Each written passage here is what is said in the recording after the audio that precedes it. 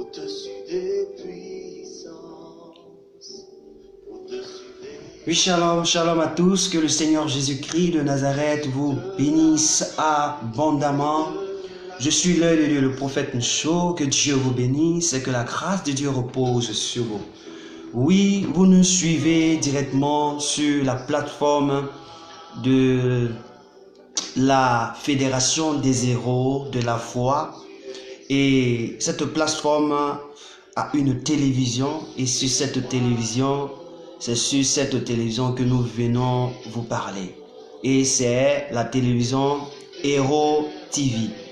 Je voudrais que tu suis cette télévision, tu viennes avec tes amis parce que ici, il y a des édifications, il y a la croissance de la grâce qui se manifeste dans notre vie. Et je veux partager aussi ces bonheurs avec toi. Je veux partager ces grâces avec toi. Tout chrétien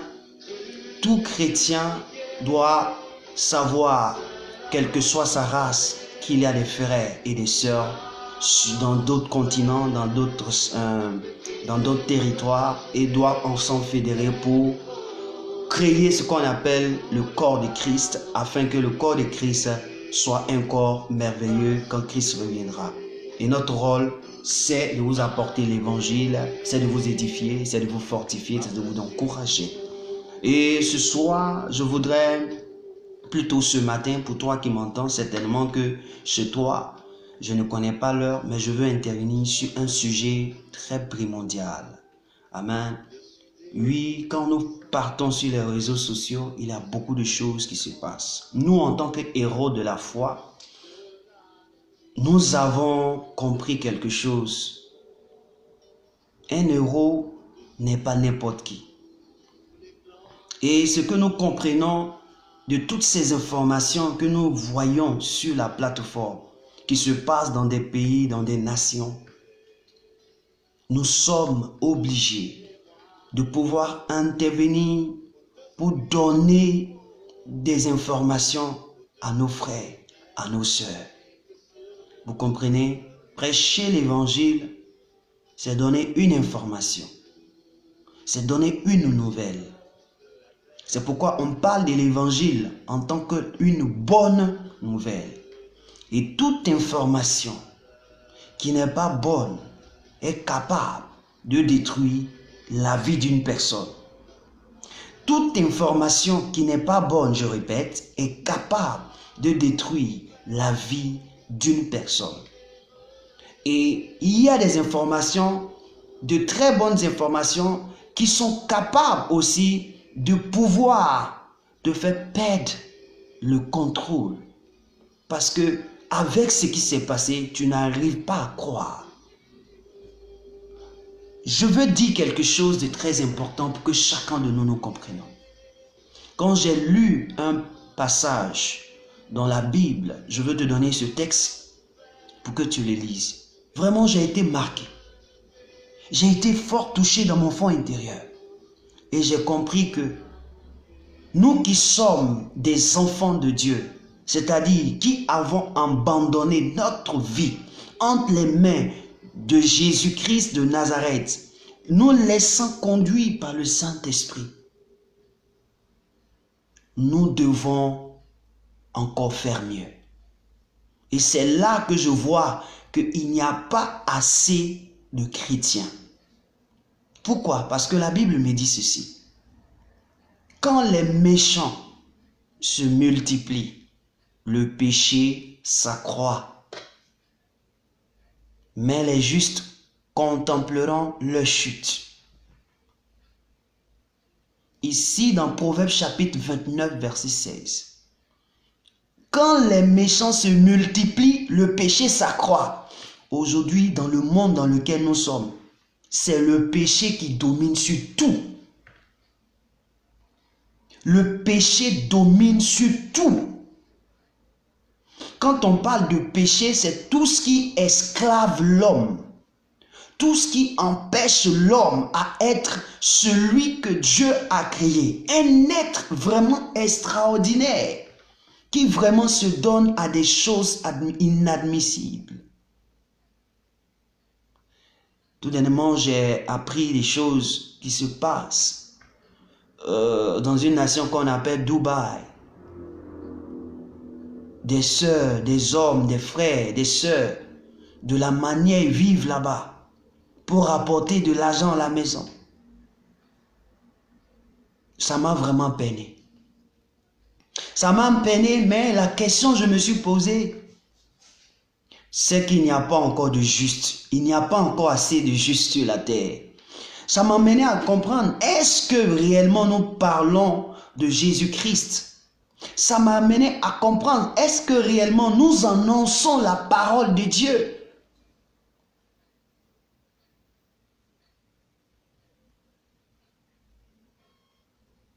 Je veux exhorter mes frères et mes sœurs.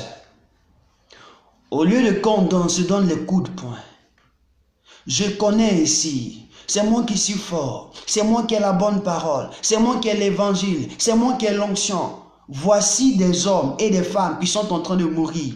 Ce sont nos enfants, ce sont nos sœurs, ce sont nos frères qui sont en train de mourir. Qu'est-ce que nous faisons? Nos nations ont perdu le contrôle. Nos dirigeants ont perdu le contrôle. Quand dans une nation, le péché domine, le péché devient un travail, c'est que la nation a perdu le contrôle. Les dirigeants ont perdu le contrôle. Parce que lorsqu'il y a des dirigeants qui sont dans une nation, qui gouvernent une nation, ils font la sécurité, ils donnent la bonne vie à ce peuple qu'ils gouvernent. Regardez ce qui se passe dans nos nations. À Dubaï, on est en train de parler de cela, mais il y a dans nos nations, il y a certaines choses qui se passent que nous ne savons pas. Et ça nous ramène à nous qui avons donné notre vie au Seigneur Dieu. Vraiment de nous revoir, de revoir notre position. Certainement, c'est à cause de nous que ces choses sont en train de s'accroître. À cause de nous, ces choses sont en train de se passer. Parce que quand les justes contemplent leur chute, c'est grave. Ce qui veut dire qu'ils ne sont pas à leur poste. Ce qui veut dire qu'ils ne font pas ce qu'ils devaient faire. Sinon, ils allaient se multiplier. La Bible dit, la première église a été faite un seul jour. En une fraction de seconde, la Bible dit, Pierre prêcha et quasi 3000 âmes se sont converties. Donc je peux dire que ce n'est même pas une demi-journée. Je peux dire que ce n'est pas 2 heures de parole. En quelques minutes, Pierre a prêché, 3000 âmes se sont converties. Imaginez-vous si nous sommes laissés guider par le Saint-Esprit et que nous prêchons l'évangile, nous croyons que le péché va diminuer.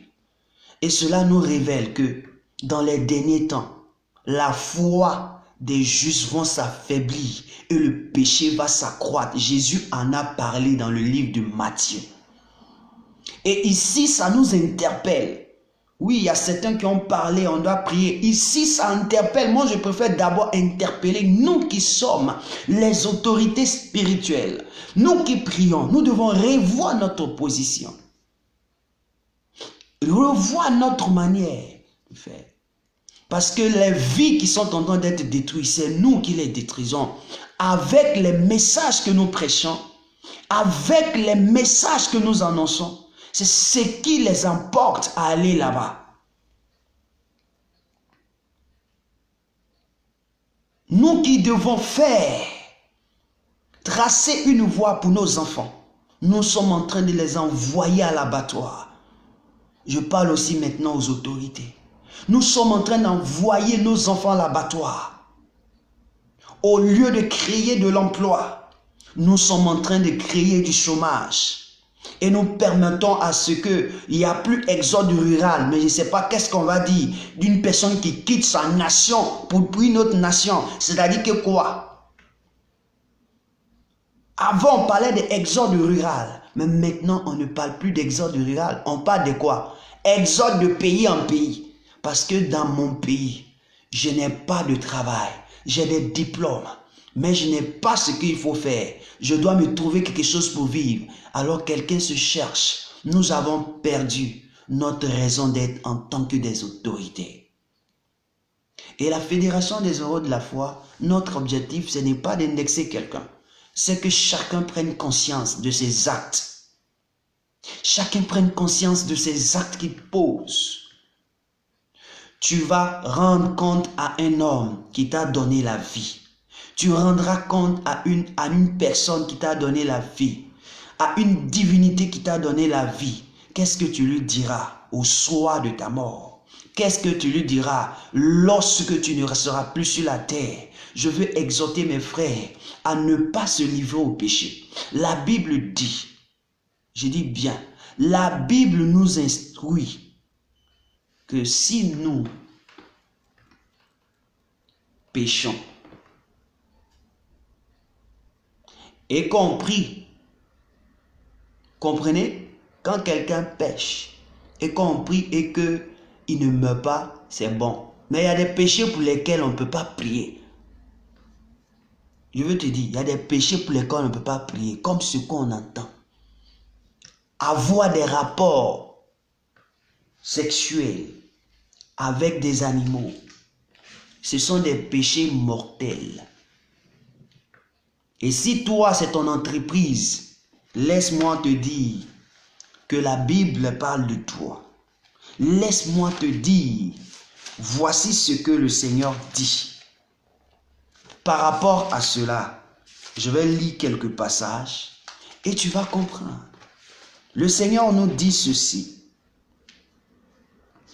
Il dit, Luc chapitre 17, verset 1, quand je lis Luc chapitre 17, verset 1, juste pour nous donner une pensée, versets 1 et 2, Luc chapitre 17, verset 1 et 2, il dit, Jésus dit à ses disciples, il est impossible qu'il arrive des scandales, mais malheur à celui par qui il arrive. Donc ici, il parle de celui qui entreprend le scandale. Donc, c'est-à-dire que celui qui fait le scandale comme un travail, c'est une entreprise. C'est-à-dire que celui qui prend ses frères, qui prend des hommes et qui dit, vous voulez gagner de l'argent. Voici ce qu'il faut faire. C'est-à-dire c'est lui qui a créé le scandale. On dit malheur à lui. Parce que c'est au travers de lui le scandale arrivé. Oui. Aussi, la Bible dit que cette personne ne doit pas vivre. Donc, qui va te juger? Si les autorités ne faites rien, si les autorités ne font rien, alors, qu'est-ce que tu veux que les hommes fassent? Toi, tu penses que les hommes ne feront rien. Mais je veux te dire quelque chose. Celui qui t'a créé va faire quelque chose. Et ce genre de péché, ce n'est pas pardonnable. Tu finis cela. Laisse-moi te dire, quand tu vas mourir, on ne pourra pas te reprendre. L'enfer va t'avoir. Parce que quand tu lis Lévitique, le chapitre 20, versets 15 à 16, là-bas, il est dit, tous ceux qui ont des rapports, que tu sois une femme, un homme, avec des animaux, vous deux, vous devez mourir. L'animal et l'homme, ou l'animal et la femme, on doit les tuer. Si les hommes ne le font pas, c'est pas grave, parce que la Bible déclare que tu ne tueras point. Oui, mais en même temps que les hommes n'accomplissent pas la justice qu'il faut, Dieu va les juger, eux qui n'accomplissent pas la justice. Et Dieu s'il va te juger toi, tu vas directement en enfer. Et moi, en tant qu'héros, je suis venu pour te dire que ce n'est pas ta vie. L'enfer, ce n'est pas le lieu où tu dois résider. Tu n'es pas venu de l'enfer pour que tu repartes en enfer. Donc, il faut changer de vie. Il faut changer de comportement. Il faut changer de méthode. Il faut changer de travail. La Bible déclare que nous devons manger à la sueur de nos fronts et non pas à la sueur de nos fesses. Nos sexes n'est pas un moyen pour pouvoir manger. Nos sexes, on n'a pas utilisé le sexe pour pouvoir nous nourrir. Et Dieu en a en horreur de ceux qui font ces choses. La Bible dit que c'est à cause du sexe Sodome et Gomorrhe ont été détruits. C'est à cause du sexe Sodome et Gomorrhe ont été détruits. Le monde a été détruit premièrement à cause de quoi? Parce qu'il y a eu quoi?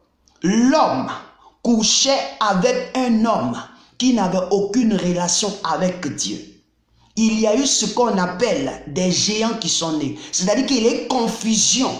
La confusion qui s'est commise dans le sexe a produit d'autres choses. Et c'est cette même confusion, cette même abomination qui se passe sur la terre. Le déluge peut venir un bon matin. Tout le monde peut partir. Mon frère, cherchons à régler cette situation.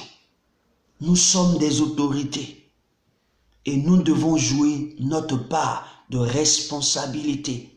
Et je finis avec, pour te dire qu'un père reste un père.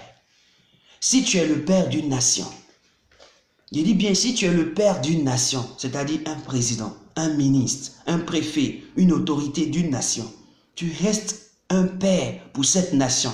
Tu restes un père pour cette ville. Tu restes un père pour cette.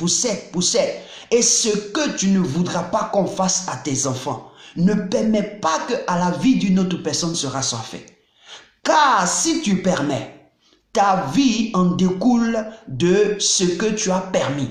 Ta récompense en découle de ce que tu as permis. Tu seras jugé en fonction de tes œuvres.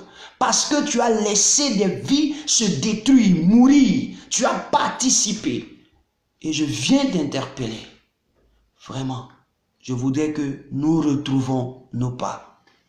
La Bible déclare dans Proverbes chapitre 29, le verset 2, que lorsque les justes se multiplient, il y a de la joie. Pour que la joie retourne, il faut que nous, qui sommes les chrétiens, nous puissions nous multiplier. C'est-à-dire avoir une relation avec le Saint-Esprit de Jésus. Nous multiplier d'une manière glorieuse, d'une manière parfaite, afin qu'il y ait dans la joie sur le territoire, dans la nation dans laquelle nous vivons, pour que la gloire revienne au Seigneur. Que Dieu vous bénisse. C'était votre serviteur, l'œil de Dieu, le prophète Ancho. Shalom à vous et shalom chez nous. Amen.